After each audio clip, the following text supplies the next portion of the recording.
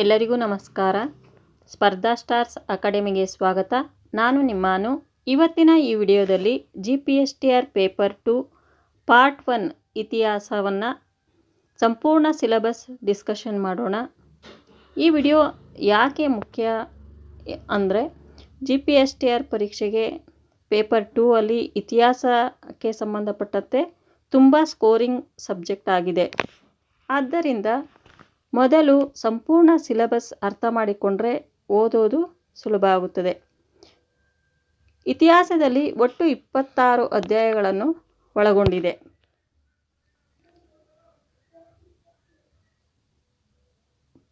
ಅಧ್ಯಾಯಗಳನ್ನು 3 ಭಾಗಗಳನ್ನಾಗಿ ವಿಂಗಡಿಸಬಹುದು. ಇಲ್ಲಿ ಪ್ರಮುಖವಾಗಿ ಪ್ರಾಚೀನ ಭಾರತ, ಮಧ್ಯಕಾಲೀನ ಭಾರತ ಮತ್ತು ಆಧುನಿಕ ಭಾರತ. ಪ್ರಾಚೀನ ಭಾರತದಲ್ಲಿ ಪೂರ್ವ ಐತಿಹಾಸಿಕ ಕಾಲ, ಸಿಂಧೂ ನಾಗರಿಕತೆ, ವೇದಗಳ ಕಾಲ, ಮಹಾಜನಪದಗಳು, ಮೌರ್ಯ ಮತ್ತು ಗುಪ್ತ ಸಾಮ್ರಾಜ್ಯ, ಹೀಗೆ ಹಲವಾರು ವಿಚಾರಗಳನ್ನು ನಾವು ಇಲ್ಲಿ ನೋಡಬಹುದು. ಇನ್ನು ಆಧುನಿಕ ಭಾರತ ನೋಡೋದಾದರೆ ದೆಹಲಿ ಸುಲ್ತಾನರು, ಮೊಘಲ್ ಸಾಮ್ರಾಜ್ಯ ಇನ್ನೂ ಮುಂತಾದವುಗಳನ್ನು ಅಭ್ಯಸಿಸುತ್ತೇವೆ. ಇನ್ನು 3ನೇ ಭಾಗ ಆಧುನಿಕ ಭಾರತವನ್ನು ನೋಡೋದಾದರೆ ಬ್ರಿಟಿಷರ ಆಗಮನ, ಸ್ವಾತಂತ್ರ್ಯ ಹೋರಾಟ, ಮಹಾತ್ಮ ಗಾಂಧೀಜಿ ಮತ್ತು ಸ್ವಾತಂತ್ರ್ಯೋತ್ತರ ಭಾರತ, ಹಲವಾರು ವಿಚಾರಗಳನ್ನು ಇಲ್ಲಿ ಡಿಸ್ಕಷನ್ ಮಾಡಲಾಗುತ್ತೆ. ಪ್ರಮುಖವಾಗಿ ಇಂದಿನ ಈ ವಿಡಿಯೋಗಳಲ್ಲಿ ಸಿಲೆಬಸ್ ಅಂದರೆ ಪರಿವಿಡಿ ಏನಿದೆ ಅದನ್ನು ಸಂಪೂರ್ಣವಾಗಿ ಕ್ಲಿಯರಾಗಿ ನೋಡ್ತಾ ಹೋಗೋಣ ಮತ್ತು ಯಾವ ಅಧ್ಯಾಯದಲ್ಲಿ ಯಾವ ಪಾಠ ಇದೆ ಅನ್ನೋದನ್ನು ಕೂಡ ನಾವು ಇಲ್ಲಿ ನೋಡ್ತಾ ಹೋಗೋಣ. ಹಾಗಾದರೆ ಬನ್ನಿ ವಿಡಿಯೋಗೆ ಹೋಗೋಣ. ಮೊದಲನೇ ಅಧ್ಯಾಯ ಇತಿಹಾಸದ ಅರ್ಥ. ಇತಿಹಾಸದ ಅರ್ಥದಲ್ಲಿ ಏನೆಲ್ಲ ಓದಬೇಕು ಅಂತ ನೋಡೋದಾದರೆ ಇತಿಹಾಸವು ಮಾನವನ ಸಮಾಜದ ಪಠ್ಯವನ್ನು ಅಧ್ಯಯನ ಮಾಡುವ ವಿಜ್ಞಾನ. ಸಾಮಾಜಿಕ, ರಾಜಕೀಯ, ಆರ್ಥಿಕ, ಸಾಂಸ್ಕೃತಿಕ ಘಟನೆಗಳ ಗುರುತಿಸಲು ಸಹಾಯ ಮಾಡುತ್ತದೆ. ಇತಿಹಾಸವು ಭವಿಷ್ಯಕ್ಕೆ ಪಾಠ ಕಲಿಸುತ್ತದೆ. ವಿವಿಧ ಘಟನೆಗಳ ಕಾರಣ ಮತ್ತು ಪರಿಣಾಮವನ್ನು ಅರ್ಥ ಮಾಡಿಕೊಳ್ಳಲು ಉಪಯೋಗವಾಗುತ್ತದೆ ಅನ್ನೋದನ್ನು ಅಧ್ಯಾಯ 1ರಲ್ಲಿ ನಾವು ನೋಡ್ತೇವೆ. ಹಾಗೆ ಅಧ್ಯಾಯ 1ಕ್ಕೆ ಯಾವ ಪುಸ್ತಕಗಳನ್ನು ರೆಫರೆನ್ಸ್ ಬುಕ್ಸ್ ಆಗಿ ನೋಡಬೇಕು ಅಂತ ನೋಡೋದಾದರೆ 6ನೇ ತರಗತಿ ಸಮಾಜ ವಿಜ್ಞಾನ ಮತ್ತು ಫಸ್ಟ್ PUC ಹಿಸ್ಟ್ರಿ ಟೆಕ್ಸ್ಟ್ ಬುಕ್ನಲ್ಲಿ ಕವರ್ ಮಾಡಲಾಗಿದೆ. ಇನ್ನು ಅಧ್ಯಾಯ 2ನ್ನು ನೋಡೋದಾದರೆ ಭಾರತದ ಭೌಗೋಳಿಕ ಲಕ್ಷಣಗಳು.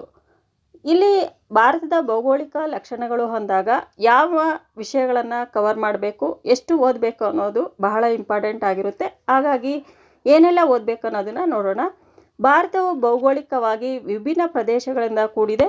ಪರ್ವತ, ಸಮತಟ್ಟು, ನದಿ ಪ್ರದೇಶಗಳು, ತೀರ ಪ್ರದೇಶಗಳು, ಹಿಮಾಲಯ ಪರ್ವತಗಳು, ಗಂಗಾ ಮತ್ತು ಬ್ರಹ್ಮಪುತ್ರ ನದಿ ವ್ಯವಸ್ಥೆ, ಮಹಾಸಾಗರ ತೀರ ಪ್ರದೇಶಗಳು, ದ್ವೀಪ ಮತ್ತು ಸಮುದ್ರ ದ್ವೀಪಗಳು, ಇವುಗಳನ್ನೆಲ್ಲವನ್ನು ನಾವು ಅಧ್ಯಾಯ 2ರಲ್ಲಿ ಅಧ್ಯಯನ ಮಾಡಬೇಕಾಗುತ್ತೆ.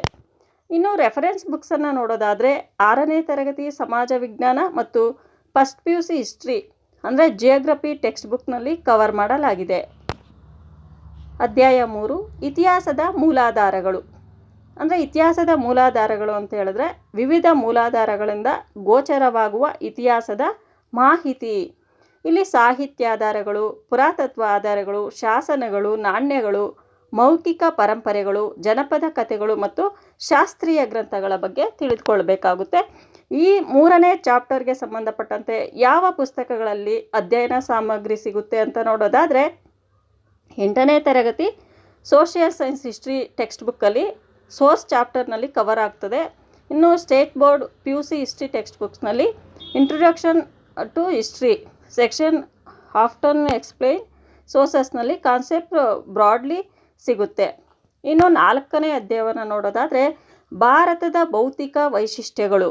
ಅಂದರೆ ಇಲ್ಲಿ ಯಾವ್ಯಾವುದನ್ನು ನಾವು ಅಧ್ಯಯನ ಮಾಡಬೇಕು ಅಂತ ನೋಡೋದಾದರೆ ಭಾರತದ ಭೌತಿಕ ಪ್ರದೇಶಗಳು, ಇತಿಹಾಸದ ಪೂರ್ವಕಾಲ, ಹಳೆಯ ಶಿಲಾಯುಗ, ಸಣ್ಣ ಕಲ್ಲು ಉಪಕರಣಗಳ ಯುಗ, ಹೊಸ ಶಿಲಾಯುಗ, ಲೋಹಯುಗ. ಇನ್ನು ಇದಕ್ಕೆ ರೆಫರೆನ್ಸ್ ಬುಕ್ಸನ್ನು ನೋಡೋದಾದರೆ 8ನೇ ತರಗತಿ ಹಿಸ್ಟರಿ ಸೋಷಿಯಲ್ ಸೈನ್ಸ್ ಟೆಕ್ಸ್ಟ್ ಬುಕ್ಕಲ್ಲಿ ಸಿಗುತ್ತೆ. 8ನೇ ತರಗತಿಯಲ್ಲಿ ಚಾಪ್ಟರ್ 4 ಫಿಸಿಕಲ್ ಫ್ಯೂಚರ್ಸ್ ಆಫ್ ಇಂಡಿಯಾದಲ್ಲಿ ಇದೆ. 12ನೇ ತರಗತಿ ಮತ್ತು ಫಸ್ಟ್ PUC ಹಿಸ್ಟ್ರಿ ಟೆಕ್ಸ್ಟ್ ಬುಕ್ಕಲ್ಲಿ ಕೂಡ ನಿಮಗೆ ಪ್ರಮುಖವಾದಂತಹ ಮಾಹಿತಿ ಸಿಗುತ್ತೆ. ಇನ್ನು ಅಧ್ಯಾಯ 5 ಭಾರತದ ಪ್ರಾಚೀನ ನಾಗರಿಕತೆಗಳು. ಇಲ್ಲಿ ಯಾವೆಲ್ಲ ನಾವು ಓದಬೇಕು, ಯಾವ್ಯಾವ ಟಾಪಿಕ್ಗಳನ್ನು ಓದಬೇಕು ಅಂತ ನೋಡೋದಾದರೆ ಭಾರತದ ಪ್ರಾಚೀನ ನಾಗರಿಕತೆಗಳ ಪರಿಚಯ, ಸಿಂಧು ಹರಪ್ಪ ನಾಗರಿಕತೆ, ನಗರ ಯೋಜನೆ ಯಾವ ರೀತಿ ಆಯಿತು, ಹರಪ್ಪ ಸಮಾಜ ಮತ್ತು ಆರ್ಥಿಕ ವ್ಯವಸ್ಥೆ, ಧರ್ಮ ಮತ್ತು ಸಂಸ್ಕೃತಿ, ಹರಪ್ಪ ಮುಖ್ಯವಾಗಿ ಯಾವ ರೀತಿ ಬೆಳವಣಿಗೆ ಹೊಂದಿತು ಅನ್ನೋದನ್ನು ನಾವಿಲ್ಲಿ ನೋಡಬೇಕಾಗುತ್ತೆ. ಇನ್ನು ರೆಫರೆನ್ಸ್ ಬುಕ್ಸು 8ನೇ ತರಗತಿ ಸೋಷಿಯಲ್ ಸೈನ್ಸ್ ಹಿಸ್ಟ್ರಿ ಟೆಕ್ಸ್ಟ್ ಬುಕ್ನಲ್ಲಿ ಅನ್ಷಿಯಂಟ್ ಸಿವಿಲೈಸೇಷನ್ ಆಫ್ ಇಂಡಿಯಾ ಎಂಬ ಚಾಪ್ಟರ್ 3 ಆಗಿ ಕವರ್ ಆಗ್ತದೆ. ಇನ್ನು first PUC history 12th history text ಬುಕ್ನಲ್ಲೂ ಕೂಡ ನಿಮಗೆ ಮಾಹಿತಿ ಸಿಗುತ್ತೆ ಅಂತಲೇ ಹೇಳ್ಬೋದು. ಇನ್ನು ಅಧ್ಯಾಯ 6 ನೋಡೋದಾದರೆ ವಿಶ್ವದ ಪ್ರಾಚೀನ ನಾಗರಿಕತೆಗಳು, ಈಜಿಪ್ಟ್ ನಾಗರಿಕತೆ, ಮೆಸೊಪೊಟೇಮಿಯಾ ನಾಗರಿಕತೆ, ಚೀನಾ ನಾಗರಿಕತೆ, ಗ್ರೀಕ್ ನಾಗರಿಕತೆ, ರೋಮನ್ ನಾಗರಿಕತೆ, ಅಮೇರಿಕಾ ನಾಗರಿಕತೆ. ಇನ್ನು ರೆಫರೆನ್ಸ್ ಬುಕ್ಸನ್ನು ನೋಡೋದಾದರೆ 8ನೇ ತರಗತಿ history social science text book chapter 4, 5 ancient civilisation of the ವರ್ಲ್ಡ್ನಲ್ಲಿ ಕವರ್ ಆಗ್ತದೆ. ಇನ್ನು ಫಸ್ಟ್ PUC ಹಿಸ್ಟ್ರಿ 12th ಹಿಸ್ಟ್ರಿಯಲ್ಲೂ ಸಹ ನಿಮಗೆ ancient civilisation concept introduction section cover ಆಗ್ತವೆ. ಇನ್ನು ಅಧ್ಯಾಯ 8 ನೋಡೋದಾದರೆ ಭಾರತ ಮತ್ತು ಹೊರಜಗತ್ತು. ಇಲ್ಲಿ ಭಾರತ ಮತ್ತು ಹೊರಜಗತ್ತಿನ ಸಂಬಂಧದ ಅರ್ಥ, ಪ್ರಾಚೀನ ಕಾಲದಲ್ಲಿ ಭಾರತದ ವಿದೇಶಿ ಸಂಪರ್ಕ, ಭೂಮಾರ್ಗಗಳ ಮೂಲಕ ನಡೆದ ವ್ಯಾಪಾರ ಸಂಪರ್ಕ, ಸಮುದ್ರ ಮಾರ್ಗಗಳ ಮೂಲಕ ನಡೆದ ಸಂಪರ್ಕ, ಭಾರತ ರೋಮ್ ವ್ಯಾಪಾರ ಸಂಬಂಧ, ಮಧ್ಯ ಏಷ್ಯಾ ಮತ್ತು ಭಾರತದ ಸಂಪರ್ಕ, ಅರಬ್ ವ್ಯಾಪಾರಿಗಳು ಮತ್ತು ಭಾರತದ ಸಂಪರ್ಕ, ಸಂಸ್ಕೃತಿ ಮತ್ತು ಧರ್ಮಗಳ ಪರಸ್ಪರ ವಿನಿಮಯ, ವಿದೇಶಿ ಸಂಪರ್ಕಗಳಿಂದ ಭಾರತದ ಮೇಲೆ ಬಿದ್ದ ಪರಿಣಾಮ. ಇನ್ನು ರೆಫರೆನ್ಸ್ ಬುಕ್ಸನ್ನು ನೋಡೋದಾದರೆ 6ನೇ ತರಗತಿ ಸಮಾಜ ವಿಜ್ಞಾನ ಪಠ್ಯಪುಸ್ತಕ ಮತ್ತು 9ನೇ ತರಗತಿ ಸಮಾಜ ವಿಜ್ಞಾನ ಪಠ್ಯಪುಸ್ತಕದಲ್ಲಿ ಭಾರತದ ಪ್ರಾಚೀನ ಹಾಗೂ ಮಧ್ಯಯುಗದ ವಿದೇಶಿ ಸಂಪರ್ಕಗಳು ರೂಪದಲ್ಲಿ ಒಳಗೊಂಡಿದೆ. ಫಸ್ಟ್ PUC ಹಿಸ್ಟ್ರಿ ಪಠ್ಯಪುಸ್ತಕದಲ್ಲೂ ಸಹ ನೀವು ಈ ಕಾನ್ಸೆಪ್ಟ್ಗೆ ತಕ್ಕಂತೆ ನೀವು ರೆಫರೆನ್ಸನ್ನು ಮಾಡಬಹುದು. ಇನ್ನು ಅಧ್ಯಾಯ 8 ನೋಡೋದಾದರೆ ಜೈನ ಧರ್ಮ ಮತ್ತು ಬೌದ್ಧ ಧರ್ಮ.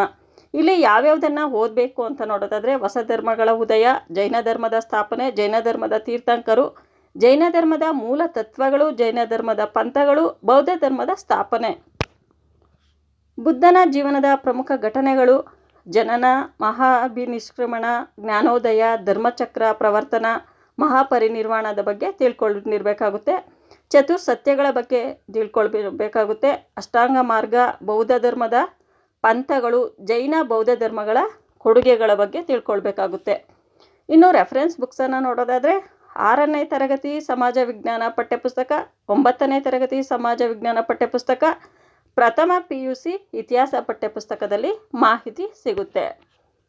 ಇನ್ನು ಭಾರತ ಮತ್ತು ಜಗತ್ತು, ಯುರೋಪಿಯನ್ನರ ಆಗಮನ ಮತ್ತು ಅದರ ಪರಿಣಾಮಗಳ ಬಗ್ಗೆ ತಿಳಿದುಕೊಳ್ಬೇಕು.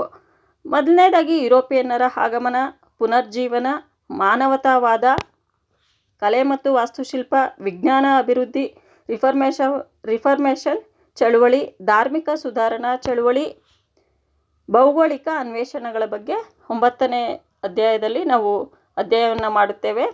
ಇನ್ನು ಭಾರತದಲ್ಲಿ ಯುರೋಪಿಯನ್ನರು, ಪೋರ್ಚುಗೀಸರು, ಡಚ್ಚು, ಇಂಗ್ಲೀಷರು, ಇಂಗ್ಲೀಷ್ ಈಸ್ಟ್ ಇಂಡಿಯಾ ಬಗ್ಗೆ ಇಂಗ್ಲೀಷ್ ಈಸ್ಟ್ ಇಂಡಿಯಾ ಕಂಪನಿಯ ಬಗ್ಗೆ ತಿಳ್ಕೊಳ್ಬೇಕಾಗುತ್ತೆ.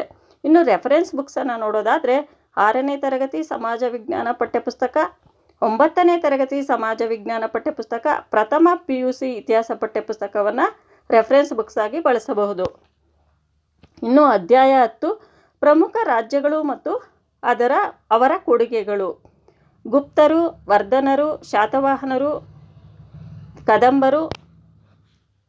ಕರ್ನಾಟಕದ ಪ್ರಥಮ ಸ್ವದೇಶಿ ರಾಜವಂಶ ಯಾವುದು ಅಂತ ಹೇಳಿದ್ರೆ ಕದಂಬರು. ಗಂಗರು, ಚಾಲುಕ್ಯರು, ರಾಷ್ಟ್ರಕೂಟರು, ಕಲ್ಯಾಣ ಚಾಲುಕ್ಯರು, ಹೊಯ್ಸಳರು, ಪಲ್ಲವರು, ಚೋಳರು, ಕಂಚಿ ರಾಜ್ಯ. ಸಾಹಿತ್ಯ, ಕಲೆ ಮತ್ತು ವಾಸ್ತುಶಿಲ್ಪಕ್ಕೆ ಕೊಡುಗೆ. ಇನ್ನು ಈ 10ನೇ ಚಾಪ್ಟರ್ಗೆ ರೆಫರೆನ್ಸ್ ಬುಕ್ಸನ್ನು ನೋಡೋದಾದರೆ 6ನೇ ತರಗತಿ ಸಮಾಜ ವಿಜ್ಞಾನ ಪಠ್ಯಪುಸ್ತಕದಲ್ಲಿ ಮಾಹಿತಿ ಇದೆ. 9ನೇ ತರಗತಿ ಸಮಾಜ ವಿಜ್ಞಾನ ಪಠ್ಯಪುಸ್ತಕದಲ್ಲಿ ಮಾಹಿತಿ ಇದೆ. 12ನೇ ತರಗತಿ ಭಾರತದ ಇತಿಹಾಸ ಪಠ್ಯಪುಸ್ತಕದಲ್ಲಿ ನಿಮಗೆ ಮಾಹಿತಿ ಸಿಗುತ್ತೆ. ಸ್ನೇಹಿತರೆ, ಇದುವರೆಗೂ ಸ್ಪರ್ಧಾ ಸ್ಟಾರ್ ಅಕಾಡೆಮಿ ಯೂಟ್ಯೂಬ್ ಚಾನಲನ್ನು ನೋಡ್ತಾ ಇದ್ದರೆ ಮುಂದಿನ ವಿಡಿಯೋಗಳಿಗಾಗಿ ನೀವು ಸಬ್ಸ್ಕ್ರೈಬ್ ಮಾಡ್ಕೊಳ್ಳಿ. ಹಾಗೆ ಪಕ್ಕದಲ್ಲಿರುವ ಬೆಲ್ಲೈಕನನ್ನು ಒತ್ತುವುದ್ರ ಮುಖಾಂತರ ಹಾಲ್ ಅಂತ ಸೆಲೆಕ್ಟ್ ಮಾಡಿ ನೋಟಿಫಿಕೇಷನ್ ಬರುತ್ತೆ.